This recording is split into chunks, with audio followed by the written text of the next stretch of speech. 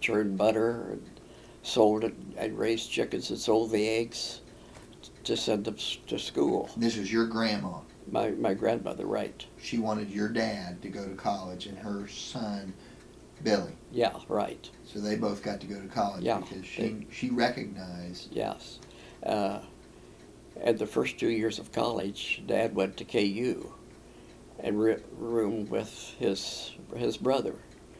And then he decided that he was going to be a farmer, so he'd better go to the agricultural college, so he transferred to Manhattan and graduated, I think, 1908 from K-State. And up on your wall is his Right.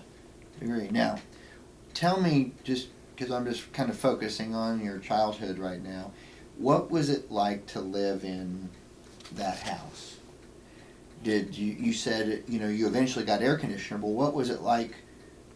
Did it have, what was your bedroom like? Did you have your own room? Yes. The house that Dad built had 8 rooms. Right. 4 bedrooms upstairs. And my brother George and I shared 1 bedroom. And my 2 sisters, Mary and Jeanette, shared another. And the other one was for my parents. And the 4th one was for a guest? Well, when Dad was farming so much ground, he had a man that worked for him for 13 years. In fact, I thought he was a member of the family. But then he hurt his back somehow or other that he couldn't do farm work. So he went to Atchison and opened a restaurant. But on the farm, we had electricity, and we did have running water, because Dad had built a cistern and put in a furnace, a hot water furnace, and we had hot water heat. And he had a pressure pump that pumped the water into the house for the bathroom and the kitchen sink and so forth. And I remember my mother saying, well, when I was little, we took a bath in just about a teacup full of water, and we'd run water in the bathtub, which they never had in those days. So your house had a bathtub? Yes. Even in your earliest memories, it had a bathtub? Right. Did it have a flush toilet? Yes, we did have. So you didn't have an outhouse? No. And, or you may have had one, but you didn't have to use it. But did some of your friends, in other words, did other people, so was your dad, was he kind of ahead of the curve, and so other families that you knew and grew up with, they didn't have electricity, or did No. everybody have electricity? No, I think there were just very few of us. Dad built about 3/4 of a mile electric line so we could have electricity. He put in telephone poles? Yes, put in telephone poles. And we had a transformer out on a pole, and it had what he called lightning arresters. So if the line somewhere got struck by a lightning, it would keep it from going into the house and so forth. Did everybody have running water? No, we were the only ones that I know of at that time that had running water. So when people came over, were they amazed? Do you remember them commenting, wow? No, I don't remember that. But they would have not had it themselves, so... No, they wouldn't. And some of them to this day I don't think have.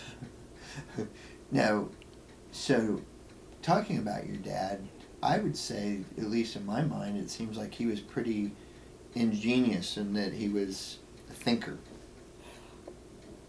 Well, yes, I told somebody not too long ago that I felt that my dad could do anything that he put his mind to. he actually ran this electric line 3/4 of a mile. And I don't think I knew anybody that at that time that would be able to do that. And he would, well, in the new house, there wasn't any well there.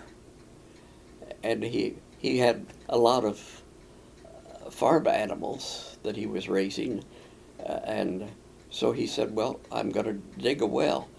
And he went out, dug a well. I remember was put on a horse, and he had hooked up a block and tackle, and he'd fill the bucket or a tub with the dirt, and then he'd say, pull it up, and George would have to empty it, and I would ride the horse to pull it up, and then he'd pull it back down. And I think he was down about 30 feet, and he said, send me down the bricks. I'm about to hit water. And he did. So you're talking he hand dug a Yeah, well. he had dug a well.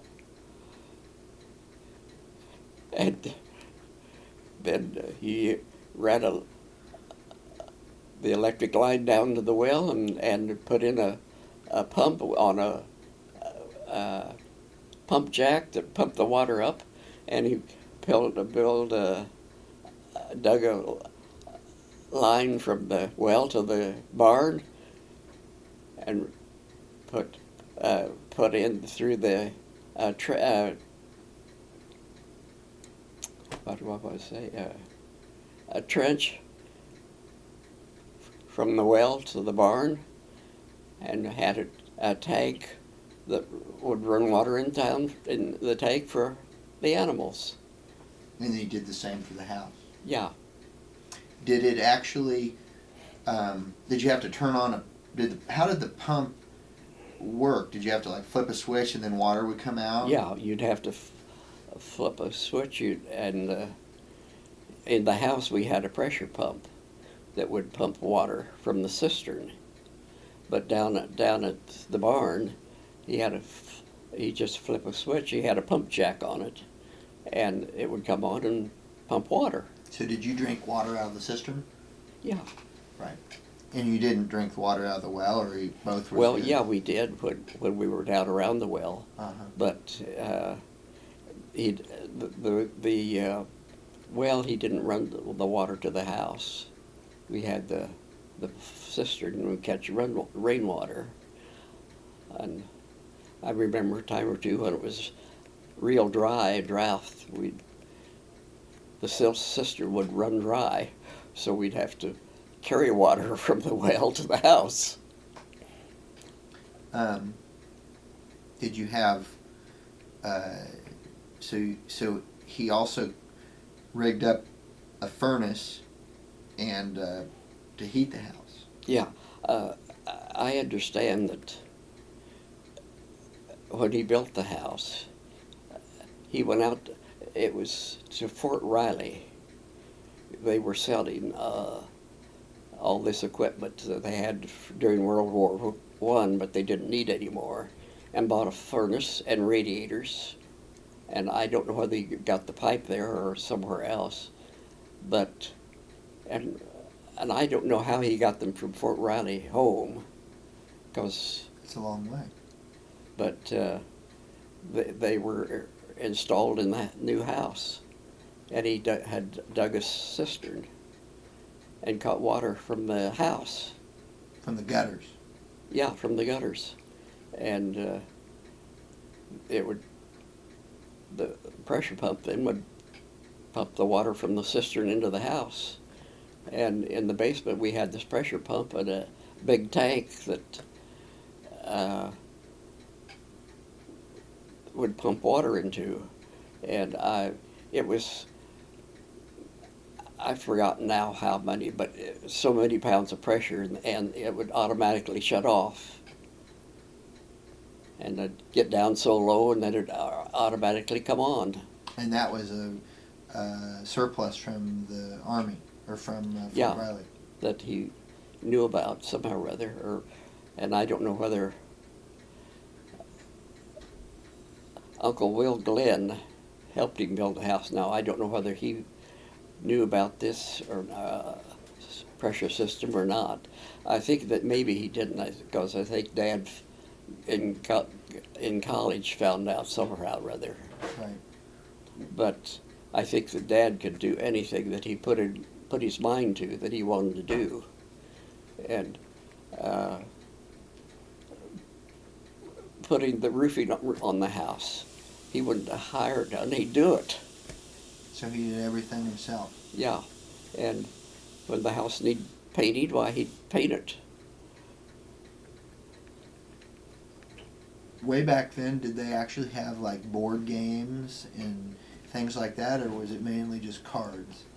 Well, we had, no, I remember growing up, we had checkers, played checkers, and my grandparents had a carom board. And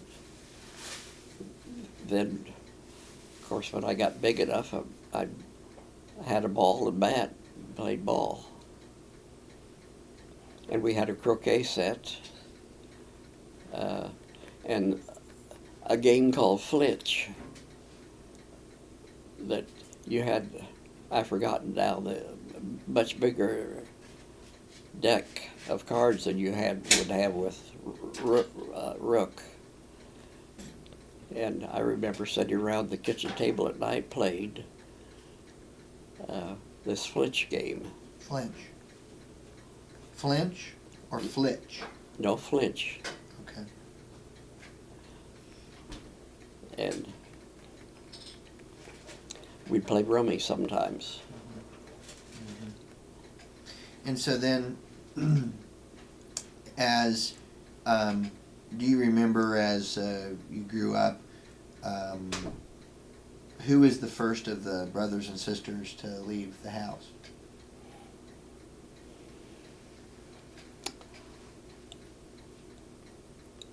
My brother George, when he got married.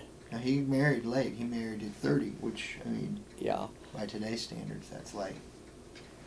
Well,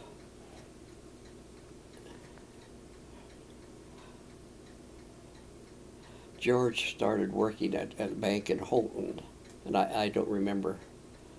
He worked there for a couple of years before he got married. And I started working away from home after I graduated from high school. I worked in Manhattan for about 2 or 3 years, and then I had taken a civil service test to work for the government, and I worked at Fort Leavenworth for probably a couple of years or so, and I was inducted into the Army. So did you go to college before the Army? No, because for Depression years we didn't have any money. But when I was in Manhattan, I took freshman English and an accounting course. At night, I'd go up to this college and take them. I have probably 10 hours from Manhattan, and after I got out of high school, I was working at Atchison, and a teacher came out from KU, and I have probably 10 hours of German from KU. So what did you do? What was your first job? Not on the farm, your very first job. My very first job, I worked at the Exchange National Bank in Atchison. And what did you do? And they would have bills that come into companies or shipments with bills on that hadn't been paid. So I would go around to the different areas and collect the bills before they could deliver it. How much did you get paid? $75 a month. So they didn't pay you by the hour? No, by the month. By the month? $75 a month. And was that good wages? At that time, it was, yes.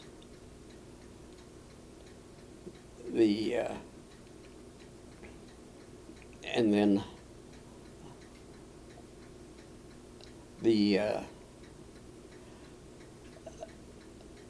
I worked I went to business college and learned shorthand and bookkeeping and so forth. Mm-hmm. And I worked for a place in Atchison called Atchison Production Credit Association. It was one of the things that FDR set up to help farmers. We made loans to farmers. And the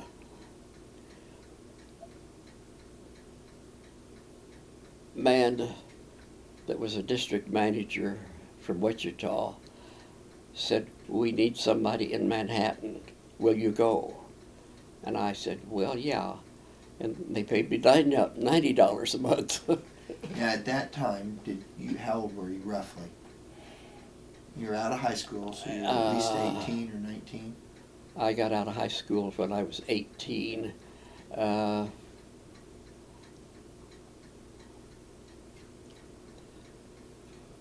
Probably 24 or 25 when I was out in Manhattan.